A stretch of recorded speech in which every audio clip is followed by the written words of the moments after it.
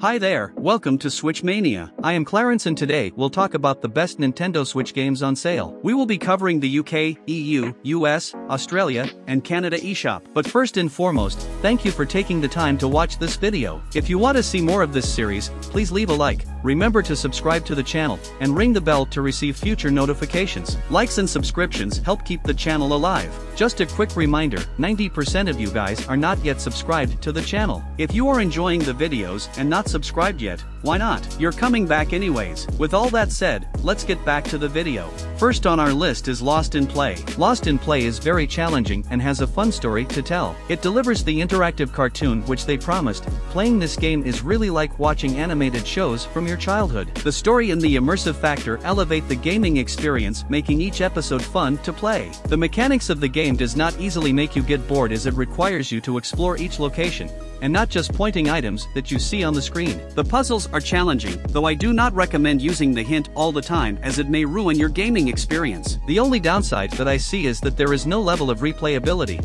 If you finished a puzzle or the whole story, it no longer excites you to finish it again as you can solve it very easily. It's a one-stop charm that can only captivate players when playing the game for the first time. All in all, the game is highly recommended for those who seek wholesome delight or just wanted a good time and a story to enjoy. Next is The Journey Down, Chapter 2. The Journey Down's Chapter 2 has more and better story content than Chapter 1, which is exactly what was hoped for. Things are looking up for the finale, and this chapter makes the entire trilogy feel more than just a fun point-and-click adventure, as the first chapter may have led some to believe. Any future game creator who wants to create a point-and-click adventure should look to The Journey Down as a good example of how to do it right. Before you begin playing the first chapter, I believe you should consider whether you're in it for the long haul. By the end of the first chapter, you'll be craving more, and it only gets better from there. Next up, Heroes of Hammerwatch Ultimate Edition. Heroes of Hammerwatch is the best version of an already fantastic game. It's a great roguelite and a great twin-stick shooter, and it comes with a lot of extra content for a very low price. There's no reason you shouldn't have it. Aside from the fact that you could play it for as long as you wanted, it also has a lot of ways to encourage you to play as every character, complete every dungeon, and play an NG+200 if possible. If you enjoy roguelike games, you should play this right now. Heroes of Hammerwatch is a rewarding and enjoyable game to play, and the game loop is well thought out. Every time you return from a dungeon run, unless it was a complete failure, you can advance your town in some way.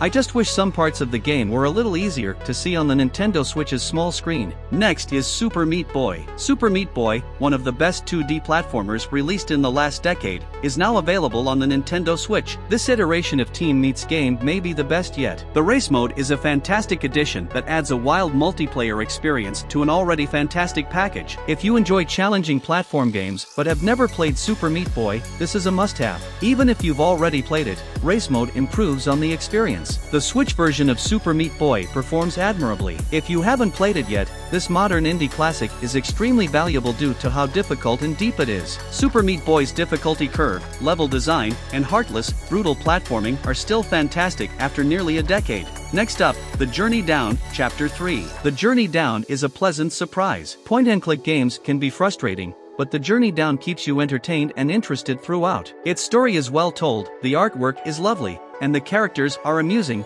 all of which keep you interested. If you enjoy classic point-and-click adventure games, The Journey Down should be on your radar. At the end of the day, if you enjoy old-school point-and-click adventures, The Journey Down is well worth your time. Next is Armello. Armello is a cruel and unforgiving game of chance, and it's the only game like it on the Nintendo eShop if you want to plot and scheme your way to the throne. It has clever game mechanics that will keep you on your toes, and it establishes a solid foundation for what I hope will be many more games set in the same world. Armello is a beautiful and enjoyable digital board game that ensures no two games are alike. It's unfortunate that the game lacks local multiplayer, but it's not a big deal given how fantastic the rest of the game is. Armello is polished and deep, which is unusual for an independent game, and even more so for a studio's first game. It is unquestionably beneficial to the Australian gaming industry.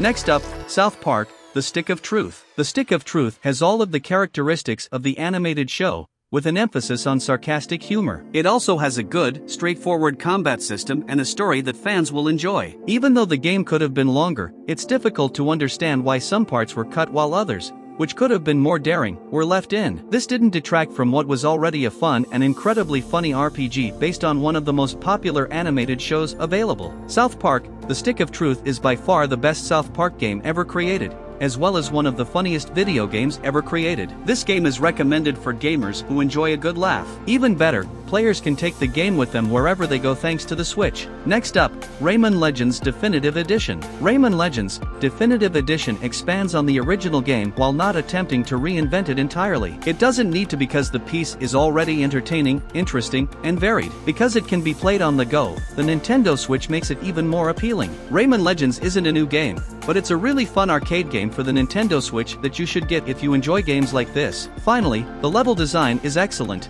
and the developers have done an excellent job of transforming a 2D game into something truly unique on this new portable console. It pays homage to platform games of the past while also being a very interesting game for the 21st century. Next is South Park: The Fractured But Whole. The best of South Park can be found in South Park: The Fractured But Whole. The creators put together an outrageous and funny RPG adventure with rude and offensive humor. Coon and Friends can now be played anywhere thanks to the Switch, though it takes longer to load. Nonetheless, fans should not miss this raunchy superhero epic. South Park: The Fractured But Whole is a fantastic role-playing game that not only plays well, but also perfectly recreates the show's distinct feel. The game is great to play on the go, but you'll also enjoy it at home. South Park: The Fractured But Whole is a must-have for both old and new fans of the series. It has a lot of dialogue, crude humor, and a battle system that improves as you play. Next up, Doom Eternal. The violent and bloody world of Doom Eternal is amazing, and you feel strong when you play as the Slayer and fight terrifying demons. Playing under my cozy blanket made me feel like I was in the world,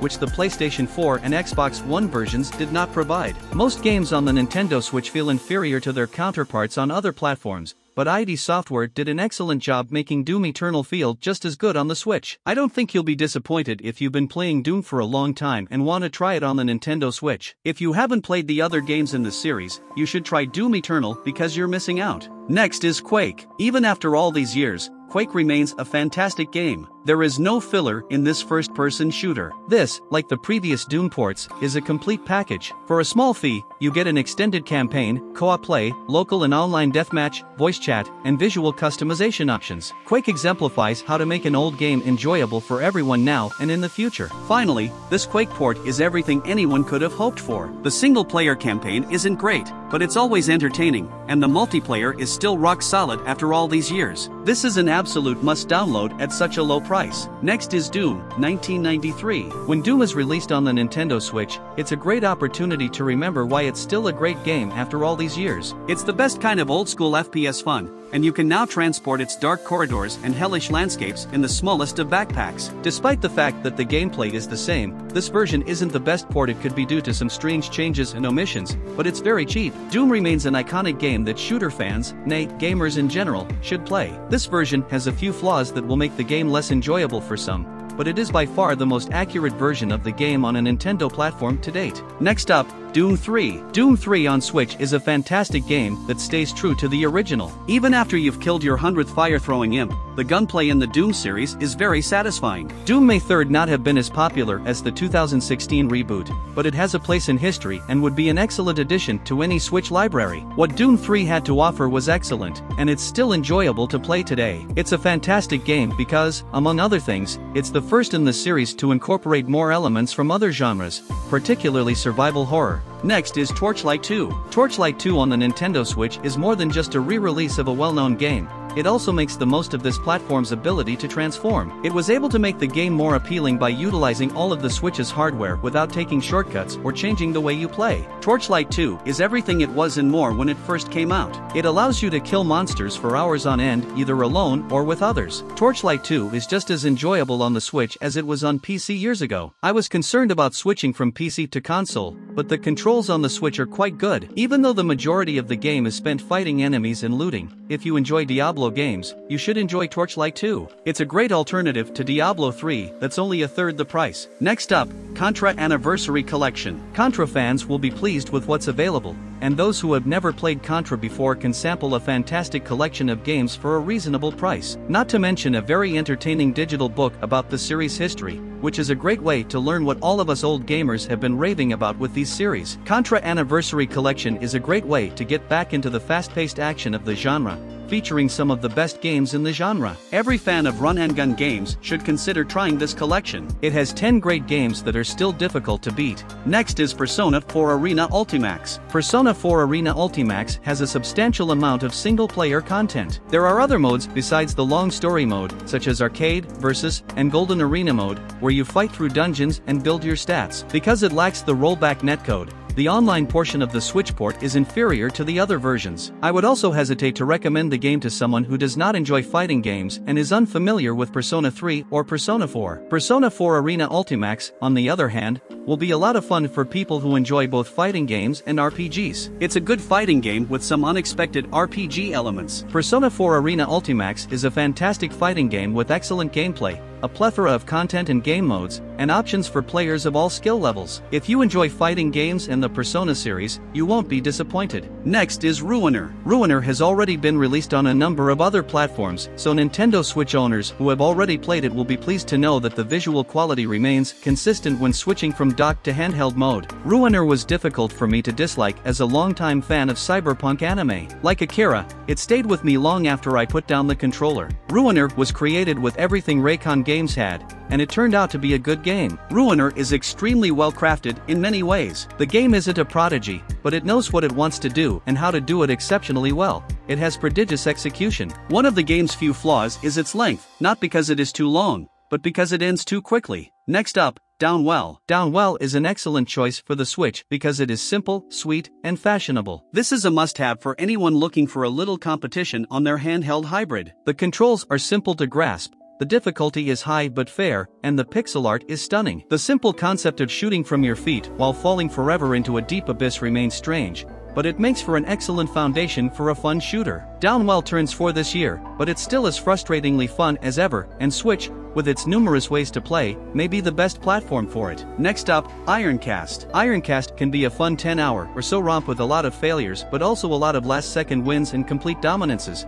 depending on how good you are and how lucky you are. The combination of turn-based strategy and match-3 puzzles is novel and, for the most part, works well in the structure of roguelike games in which you can die repeatedly. IRONCAST is a great and unique game if you focus on learning how to beat your enemies and improving your gear and skills. When they lose, IRONCAST rewards those who don't give up easily. Losing repeatedly can be frustrating, but with each loss you make a small step forward, which means the game becomes easier and more enjoyable over time. It also helps that the only mode is long enough to allow for a high number of losses, so players won't reach the end for a long time. IRONCAST is a good game for people who enjoy puzzles but prefer them to be difficult. Next is Sega Ages Thunder Force AC. Team M2 has done it again, as they do with most Sega Ages games. There's a case to be made that the Genesis and SNES versions of the game, which are slightly different from this arcade port, should not be included. In the past, Sega Ages games have occasionally included other versions of games. We may have been spoiled by having the best parts of all versions in one release,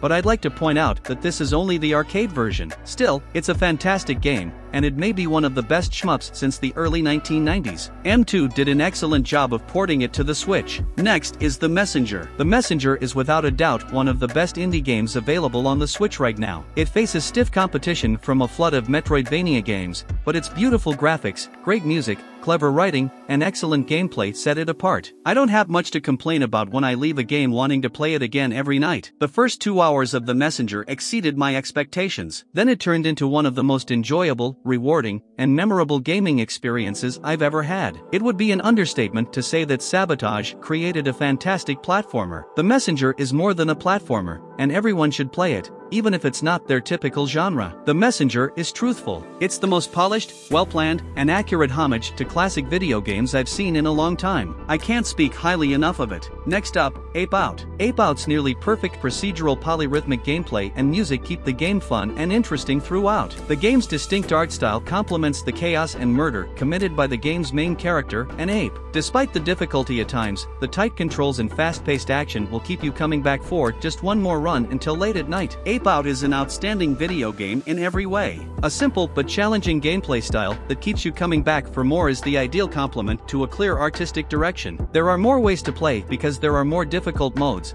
and I appreciate any reason to continue playing. Ape Out is one of my favorite games. Visually, it appears to be very simple, but if you put yourself in the shoes of this gorilla, you'll notice that it was carefully designed. Next is Enter the Gungeon. There aren't many games that are as good as Enter the Gungeon. Because there is so much to discover, you'll be playing this game for a long time. Even if you see everything, you will return. Gungeon is the best roguelike ever created. It's all too tempting to return to Enter the Gungeon for just one more game. It's been available on other consoles for a while, but the Switch is the ideal platform for it because you can play it wherever you are. Enter the Gungeon is a game that is easy to get lost in because it has great, unique pixel art, good music, and enjoyable gameplay. Even though no game is perfect, Enter the Gungeon is currently the best independent game for the Nintendo Switch. It has beautiful pixelated graphics, entertaining twin-stick gameplay, and crazy rewards at every turn. This is a must-have. Next up, A Boy and His Blob. The Switch port appears to be comparable to other HD ports. It appears that they simply ported the Wii game to a new platform and made it look good enough. Even though I'd love to see the original Blob Wii developers return for more Blob content,